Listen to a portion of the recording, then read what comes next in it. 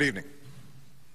Tonight, I can report to the American people and to the world that the United States has conducted an operation that killed Osama Bin Laden, the leader of Al-Qaeda, and a terrorist who's responsible for the murder of thousands of innocent men, women, and children.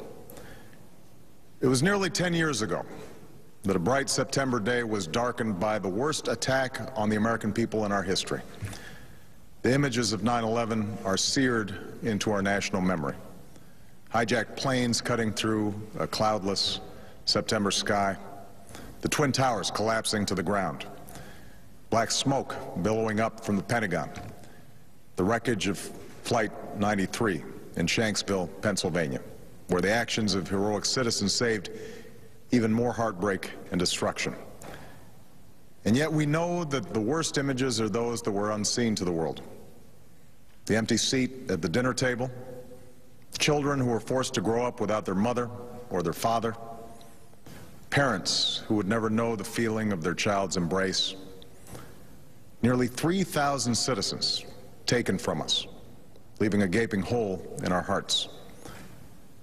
On September 11th, 2001, in our time of grief, the American people came together.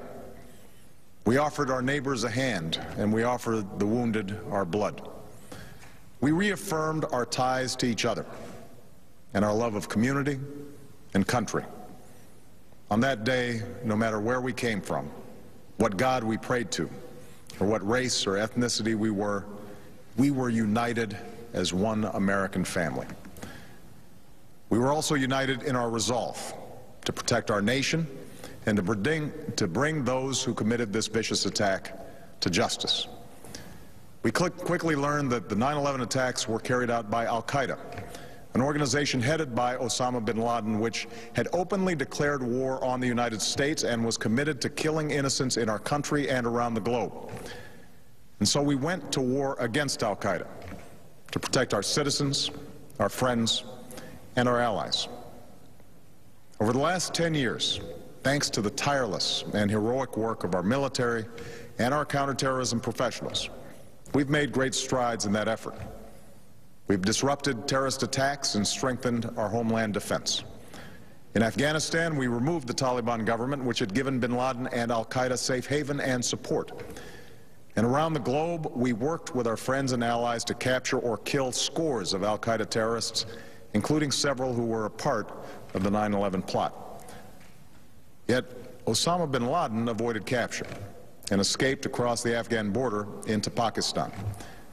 Meanwhile, Al-Qaeda continued to operate from along that border and operate through its affiliates across the world. And so shortly after taking office, I directed Leon Panetta, the director of the CIA, to make the killing or capture of bin Laden the top priority of our war against Al-Qaeda, even as we continued our broader efforts to disrupt, dismantle, and defeat his network. Then, last August, after years of painstaking work by our intelligence community, I was briefed on a possible lead to bin Laden.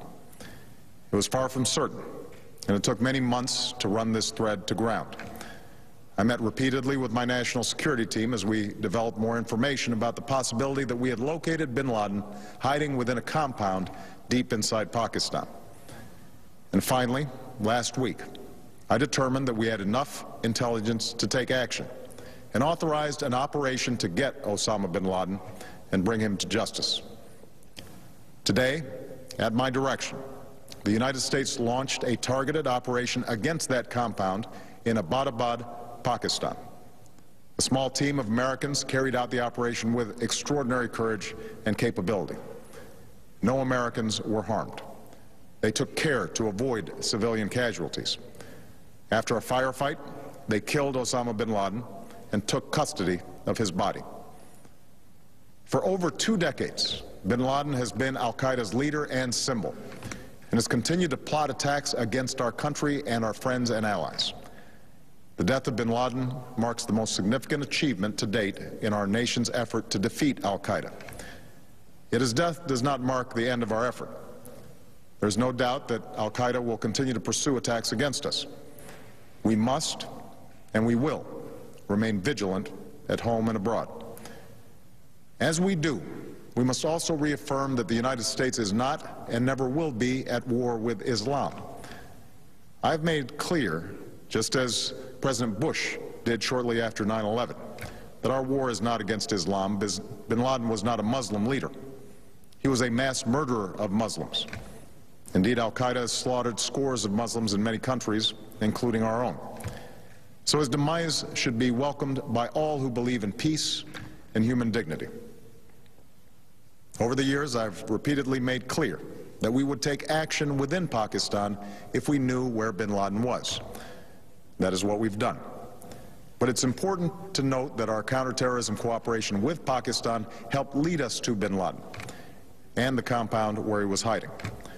Indeed, bin Laden had declared war against Pakistan as well and ordered attacks against the Pakistani people. Tonight, I called President Zardari, and my team has also spoken with their Pakistani counterparts. They agree that this is a good and historic day for both of our nations. And going forward, it is essential that Pakistan continue to join us in the fight against al-Qaeda and its affiliates. The American people did not choose this fight. It came to our shores and started with the senseless slaughter of our citizens. After nearly 10 years of service, struggle, and sacrifice, we know well the costs of war. These efforts weigh on me every time I, as Commander-in-Chief, have to sign a letter to a family that has lost a loved one, or look into the eyes of a service member who's been gravely wounded. So Americans understand the costs of war. Yet, as a country, we will never tolerate our security being threatened, nor stand idly by when our people have been killed.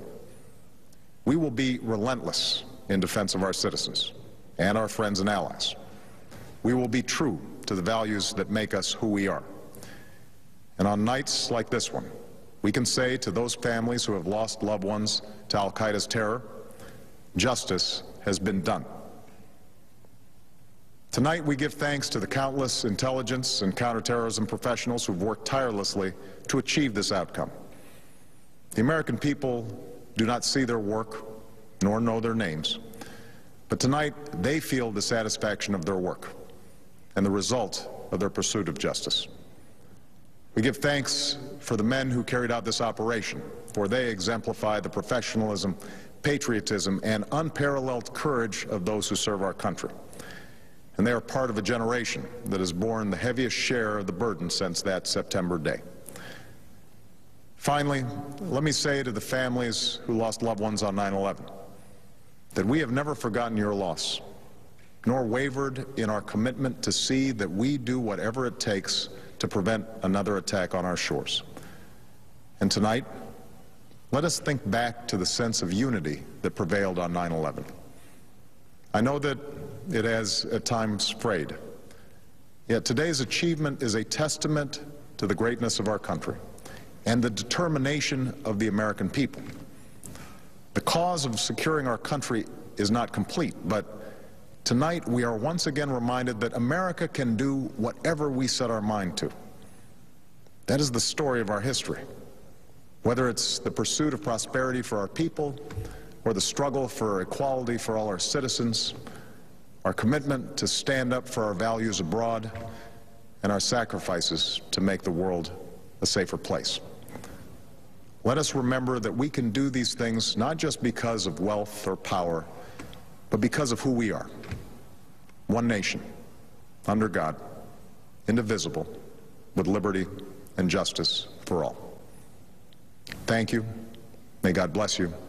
And may God bless the United States of America.